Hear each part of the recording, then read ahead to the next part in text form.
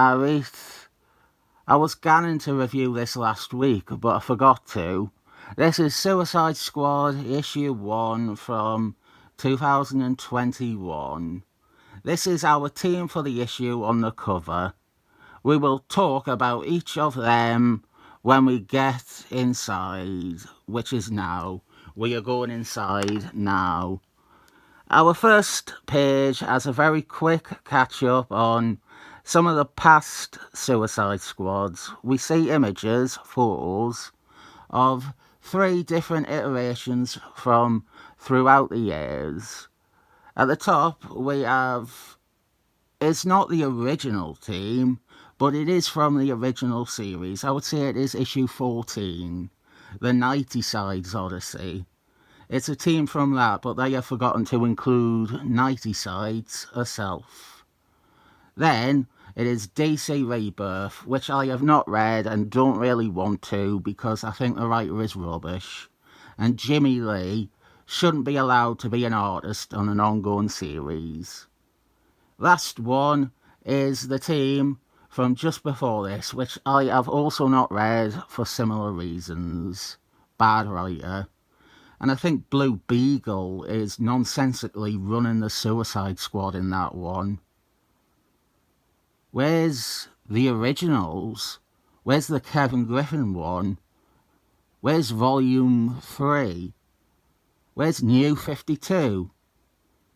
New Suicide Squad featuring Joker's daughter? We have 2 opposing leaders here. We have RoboCop 2014. He is meant to be the more noble and reasoned one. And then Medea, the Tyler Perry character, Medea. A Medea Suicide Squad. She/E is a heartless megalomaniac. She is getting dodgy with her Suicide Squads. There's even a zombie one. I forgot that was a thing. They did Zombie Suicide Squad. At the same time as this series, no wonder they both struggled to last longer than a year. RoboCop 2014 is trying to talk some sense into her, telling her that she is going too far and that she is losing sight of the important things, that she is going too evil, or at least more evil than normal. And these first 5 pages were blatantly conceived to run as a preview at the back of another comic. And the thing is, there's not enough hook here. You just have them arguing, and in all honesty, they have been doing that since 1987. But I would assume that the preview would run to 8 pages, because then you get this little bit of action, a tease of that. We are in Arkham. She has sent her newest squad to Arkham to free a prisoner to join the team. And here we see someone do stealth takedowns on a pair of completely innocent guards. Unclear if he kills them.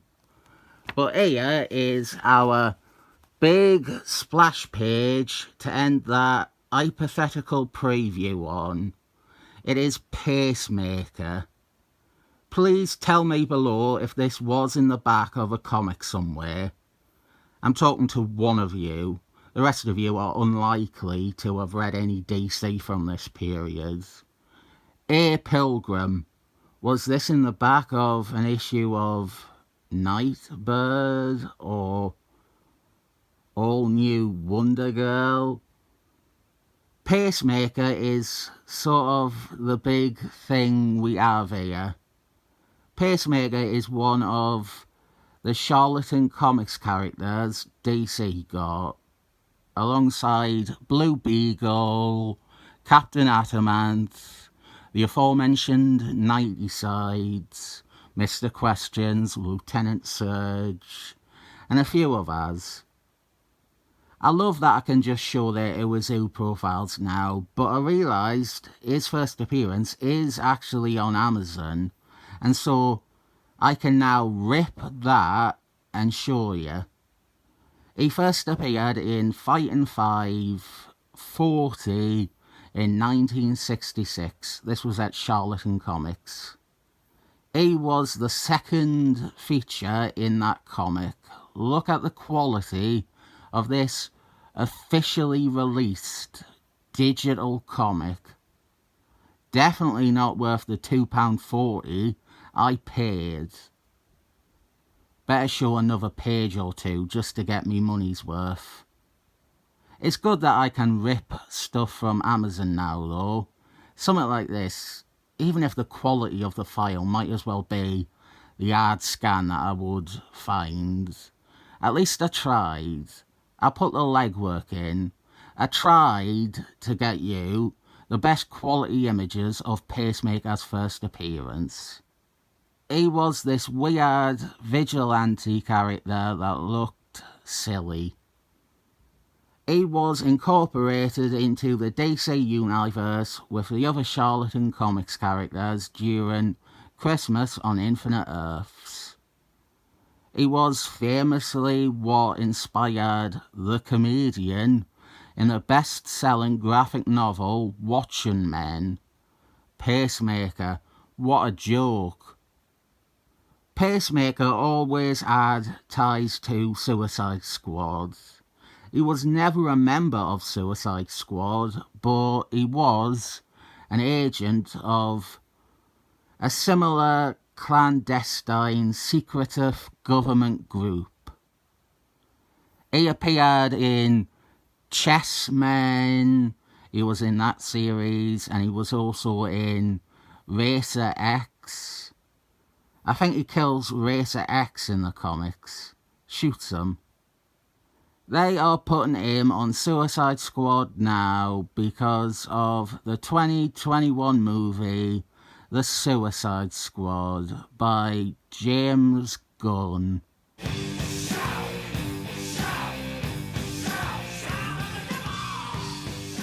I knew I shouldn't have mentioned James Gunn. Cyborg, Raging 15-year-old, has a lot of opinions on James Gunn. Peacemaker as Walk and James Gunn stole everything for first skip. And the excellent noir masterpiece Lethal Weapon starring Mel Gibson. Now we have the rest of our team. There is Bolt, perennial Suicide Squad loser Bolt, from the pages of Smurf Devil. Bolt has been on at least 4 different Suicide Squads, and moreover, I think he dies on all of them. Spoilers for this issue. Every time he has died on Suicide Squad, he has come back without explanation. But it was nice to see him again here. One thing I dislike is when writers do Suicide Squad and they just invent new disposable characters. It feels like it is cheating. One of these might be that, but the other one is Strike. Strike is a Nightbird enemy, Dick Grayskull. I know him. And then that third guy is called Film Freak, and his power is that he has an encyclopedic knowledge of movies. Film Freak is the one that I think might be an original character, but it also feels like it could be a Gail Simon character from Birds of a Feather or Batgirl or something. You'll see a cover here if he is from a previous issue of something, or you won't, which means that he is an original character first appearing here. And here is Strike. He was in Nightbird. He was one of Dick Grayskull's recurring enemies. And then Bolt, he has been all over the place, on top of Suicide Squads. We have more drama between RoboCop 2014 and Medea. She incapacitates him because he is determined to stand against her plans for the Suicide Squad. And here we have the person that they have broken into Arkham to break out. This is Soren, one of the legendary Guardians. He belongs to the warrior clan, the Guardians of Ga'Hoole. And they approach him, and we have Summit DC Love, which is the worst possible placement for a double spread of adverts, because we are meant to be surprised by Soren suddenly and immediately murdering Bolt quickly. I would not cry for Bolt just yet. He will be back in a few years on another Suicide Squad where he can die again. The Guardians of Ga'Hoole and Soren come from Batman, New 52 Batman, written by Zack Snyder. I already called the writer that. Fucking brilliant.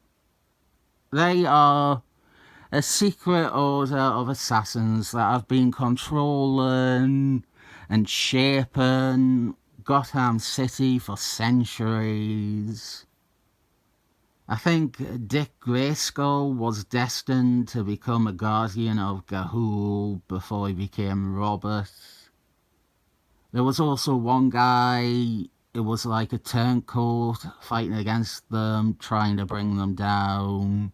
He had his own series, but I have never seen Legend of the Guardians, the Owls of Ga'Hoole, so I don't know the names of any other characters from it to call that guy.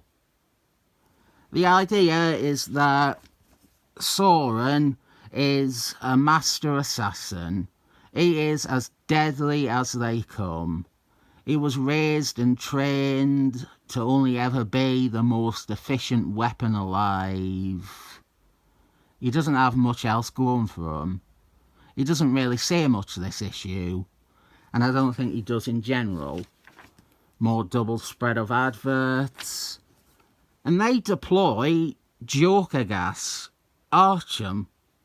They use Joker gas to deal with escaping inmates or attacks. What the fuck is this about? Is this standard operating procedure for Arkham to use Joker gas? Film Freak dies from the gas, and then we get our big reveal of Medea's secret weapon. It is Superboy, and he is tied up with a crypto chain, a blockchain. Superboy, you see, he is too young to understand the world of cryptocurrencies.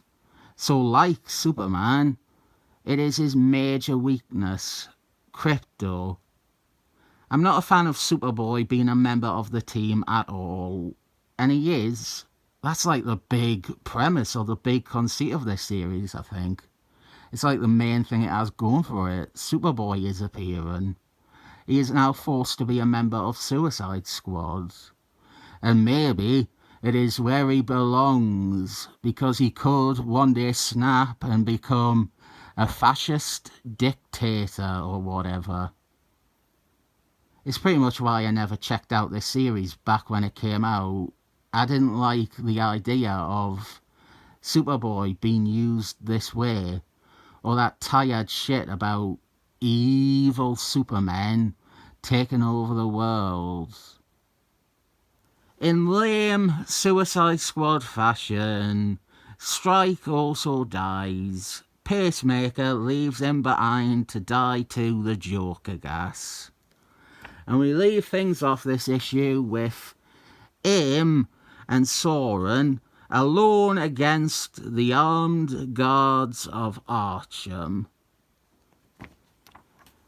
I found this to be very mediocre.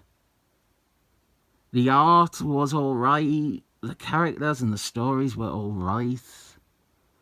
The deaths were cheap and unexceptional. There's nothing to really draw you back for issue 2 beyond worry for what they're going to do with Superboy. I do have more issues of it, so we will get to see where it goes. And I have it on good authority that a totally out of place ambush bug joins the team. 7 thumbs up.